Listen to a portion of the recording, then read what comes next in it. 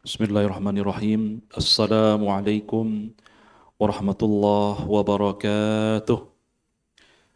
Alhamdulillahilladzi wa kafa wassalatu wassalamu ala Muhammadinil Mustafa alladzi arsalahu Allahu basyiran wa nadhira. Amma ba'd.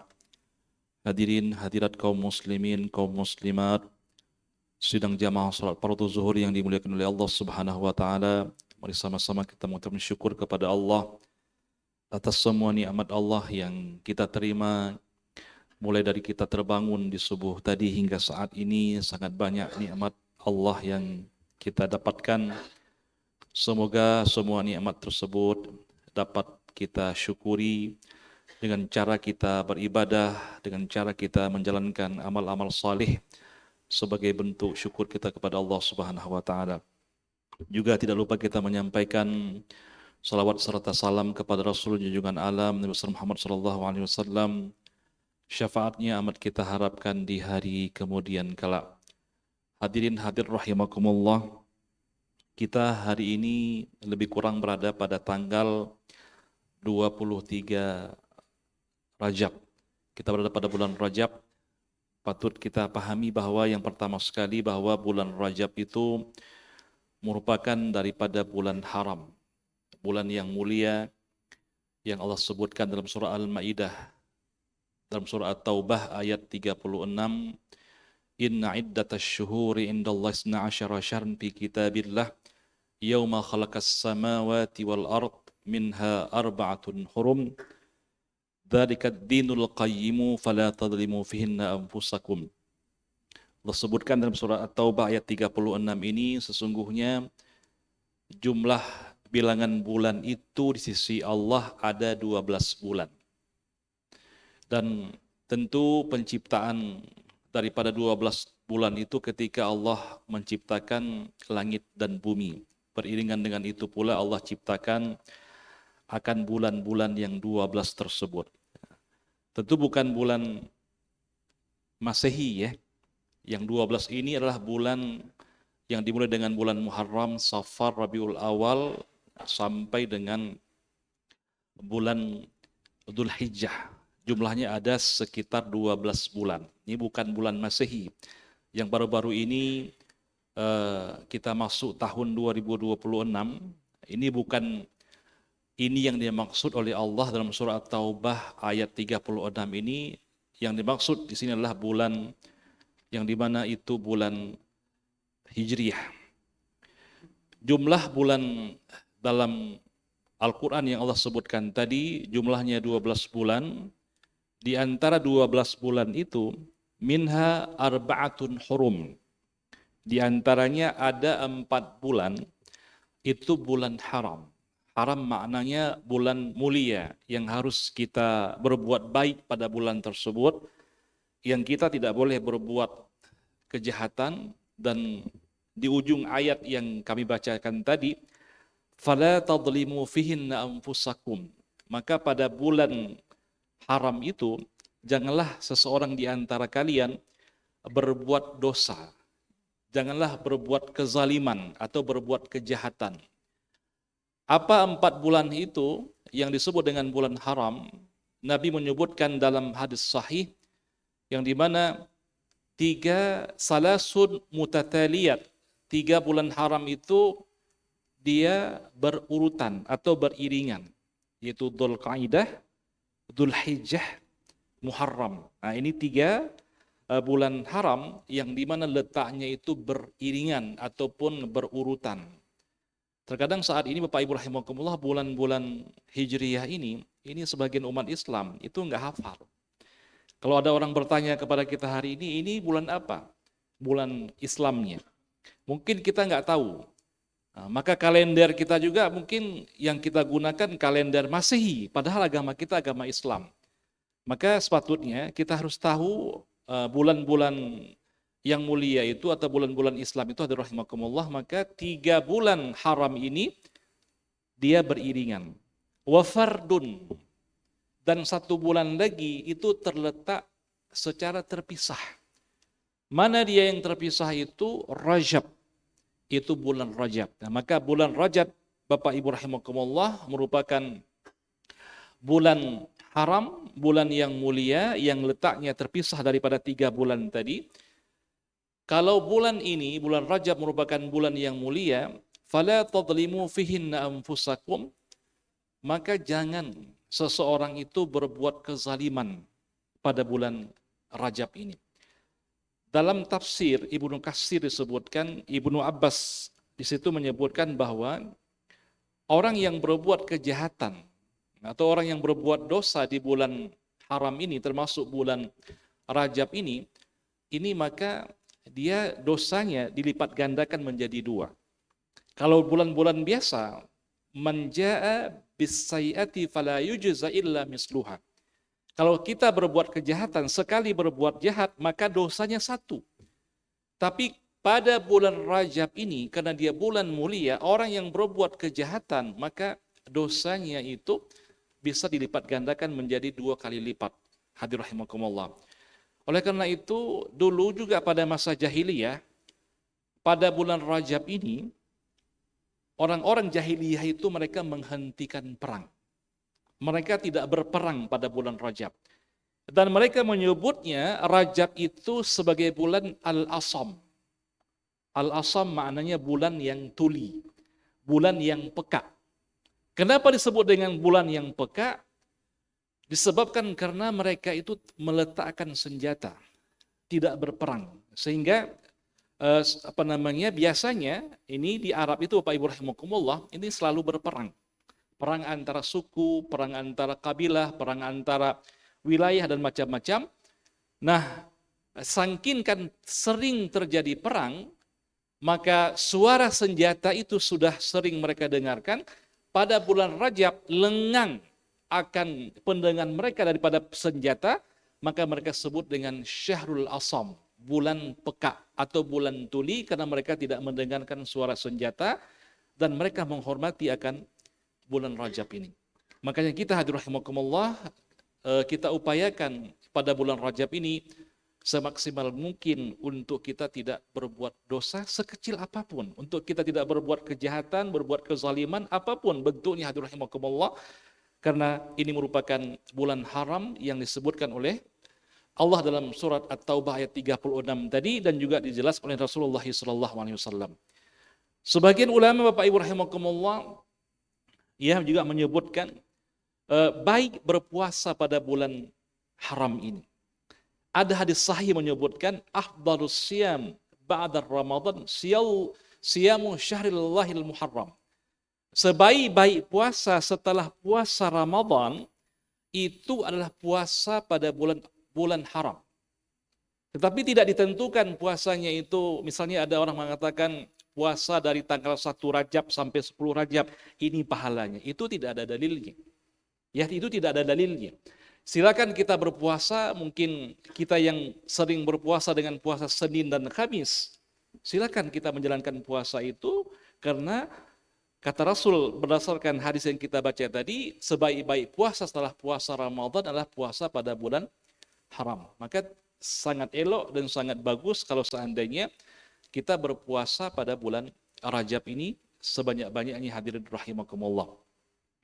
Kemudian yang kedua, menurut Imam Nawawi dan juga menurut pendapat Ibnu Abdul Bar, bahwa pada bulan Rajab inilah terjadinya peristiwa Isra dan Mi'raj.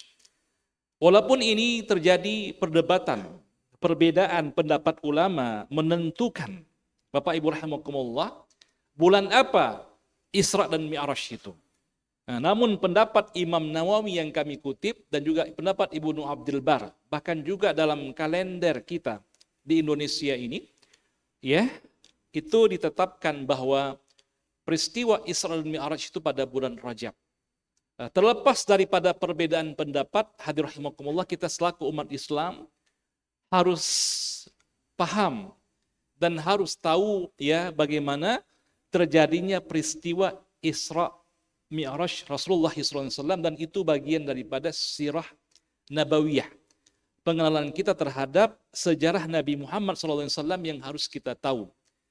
Yang dimana Isra dan Mi'raj itu Allah sebutkan dalam surah Al-Isra ayat 1, Subhanalladzi asra bi'abdihi lailan minal masjidil haram ilal masjidil aqsa alladzi barakna haulahu linuriyahu min ayatina innahu was-sami'ul basir. Maha suci Allah yang telah memperjalankan hambanya dari Masjidil Haram ke Masjidil Aqsa pada suatu malam yang kami telah berkati di sekelilingnya. Kami akan memperlihatkan kepadanya tanda-tanda daripada kekuasaan kami, kata Allah kepada Nabi Muhammad SAW, sungguhnya Allah itu maha mendengar, lagi maha melihat. Nah, ini sebagai bukti ayat Al-Quranul Karim yang menunjukkan kepada kita bahwa Nabi Muhammad SAW itu telah diisrakan. Isra itu maknanya perjalanan darat. Nah, perjalanan darat namanya Isra. Mi'raj itu perjalanan udara atau perjalanan daripada Isra ini, perjalanan Nabi Muhammad SAW dari Masjidil Haram di kota Mekah ke Masjidil Aqsa di kota Palestina. Maka Allah jelas menyebutkan dalam surat Al-Isra ayat 1 itu, minal Masjidil Haram, daripada Masjidil Haram. Dalam hadis Sahih Bukhari disebutkan bahwa waktu itu Nabi Muhammad sedang di rumahnya Ummu Hani dan Nabi Muhammad dijemput oleh malaikat Jibril dan dibawa ke Masjidil Haram. Sebelum Nabi Muhammad berangkat ke Palestina di Masjidil Aqsa, terlebih dahulu Nabi Muhammad itu dibersihkan dadanya oleh malaikat Jibril, ia disucikan dadanya dengan air Zam-Zam, kemudian baru beliau bertolak ke Masjidil Aqsa yang ada di Palestina. Dari Masjidil Aqsa, beliau itu menuju ke langit-langit, bertemu dengan para nabi, dan juga bertemu dengan Allah, itu di Sidratul Muntaha. Dan di sanalah Nabi Allah Subhanahu wa Ta'ala memberikan perintah salat 5 waktu kepada Nabi Muhammad SAW, yang dalam Sahih Bukhari disebutkan awal mulanya, Bapak Ibu rahimakumullah, salat itu 50 waktu sehari semalam. Ini bayangkan ya, kalau seandainya perintah itu jadi 50 waktu sehari semalam, berarti kita bagi dalam 24 jam, itu lebih kurang dalam 24 menit, itu sekali kita sholat. Dalam 24 menit sekali kita melaksanakan sholat. Tetapi kemudian beliau turun ke bumi, ke langit dan berjumpa dengan Nabi Musa. Dan Nabi Musa kemudian memohon kepada Nabi Muhammad agar diminta kepada Allah, ya, naik lagi ke atas untuk diminta kekurangannya ataupun diskonnya. Itu berkali-kali Nabi naik dan akhirnya ditetapkan 5 kali. Dan itu pun di ujung kata Nabi Musa alaihissalam, sebagaimana dalam hadis Sahih Bukhari itu, yang 5 itu pun berat. Tetapi 5 ini, Bapak Ibu rahimakumullah, 5 waktu sehari semalam ini, itu pahalanya sama dengan 50 waktu sehari semalam. Sebab dalam hadis disebutkan, man jaa bil hasanati falahu asyru amsalihha. Kalau kita sekali mengerjakan kebaikan, maka dibalas oleh Allah 10. Nah, sekali kita sholat zuhur tadi, maka pahalanya sama dengan kita mengerjakan 10 kebaikan. Jadi 5 waktu sehari semalam kita kerjakan, maka bagaikan kita mengerjakan sholat itu 50 waktu sehari semalam.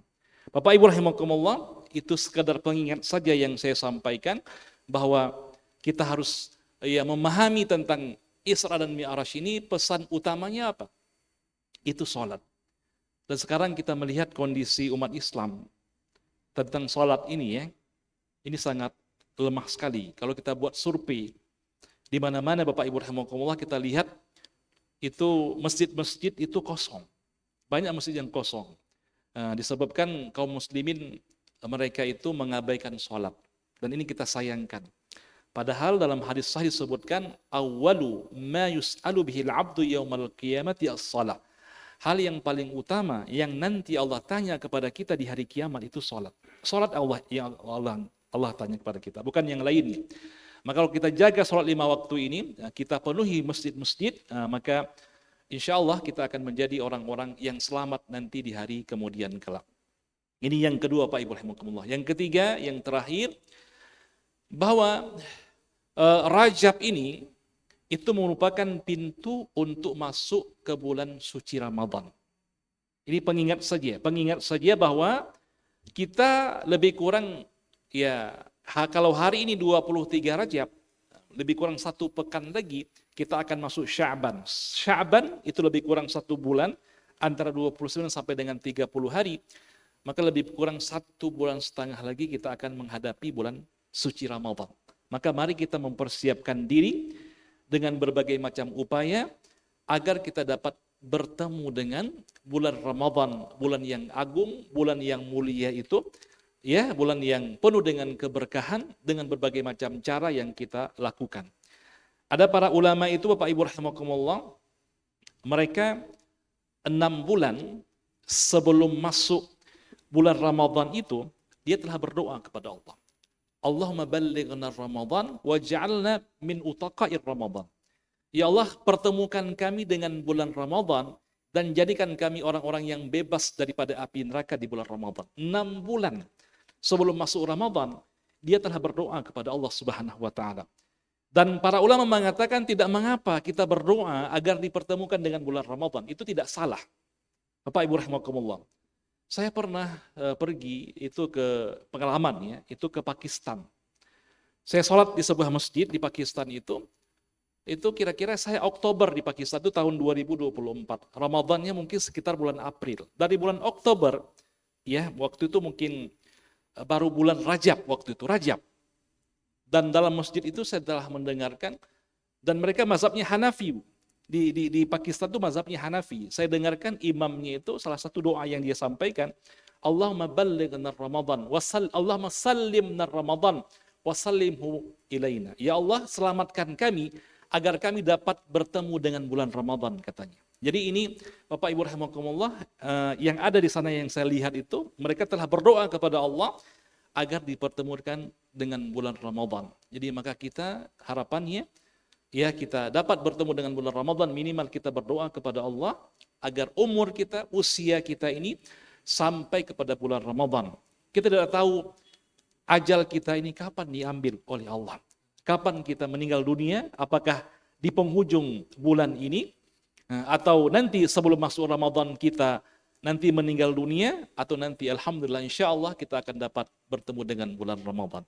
Ini saja yang dapat kami sampaikan, mudah-mudahan bermanfaat. Subhanakallahumma wa bihamdika asyhadu an la ilaha illa anta astaghfiruka wa atubu ilaik. Wassalamualaikum warahmatullahi wabarakatuh.